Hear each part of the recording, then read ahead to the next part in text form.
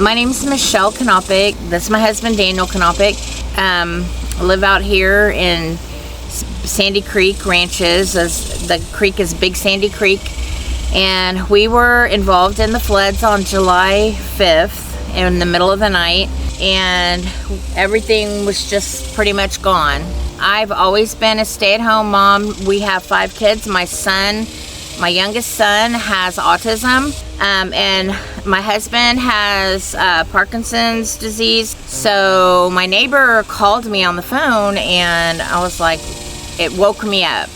And I went and looked outside, and water was already up to the top of our porch, which we had 4 steps going up to our porch. And so when I saw that, I had to get my husband up out of bed because it's kind of slow moving because of his Parkinson's. Grabbed my purse, we ran upstairs, and within 20-30 minutes, the water was all the way up to the lower windowsill of our second floor. Things just smashing into the house, and you could just hear the water raging and hear the stairs ripping off the house, and you could like feel our whole house moving back. And I had called, the 911 probably 6, 7, 8 times. And during the course of all of this, just crying and saying, hey, somebody needs to help us, because I really thought the house was, gonna go. We were just praying. My son, who has a disability, was so scared. I was trying to stay strong because he was so scared he couldn't even move. He was like just literally frozen and shaking. They brought us one by one down the ladders. The firefighters, one was at the top, one was at the bottom. They tied like a rope around us in case we fall. We lost everything like the password books. We lost our car. Yeah, our car rolled, our car washed away.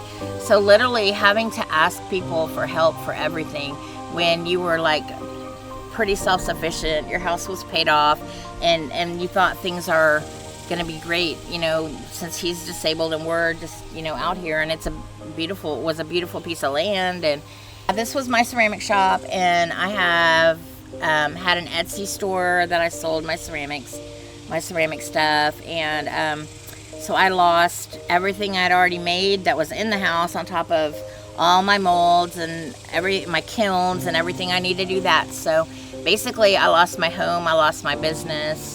So unfortunately, we did not have insurance. I had insurance on my car, but it was an older car, like it was a 2010, so I had liability only. The house got torn down. You couldn't walk on an inch of this property when it first happened. There was so much trash on it. Yeah, everything got pushed to the front, and a lot of that is gone. We still have some stuff they collected yesterday when they were out here cleaning. We were given some vouchers for free dump loads, but we need equipment to put that in to get it to the dump. We can give whoever helps us a voucher so they don't have to pay to dump it, but that's another big need. Everybody here needs donations. People are having to fix their houses, rebuild their houses, buy food, buy clothes, buy furniture. Mattress Mac, we super appreciate everything that you're doing for our community.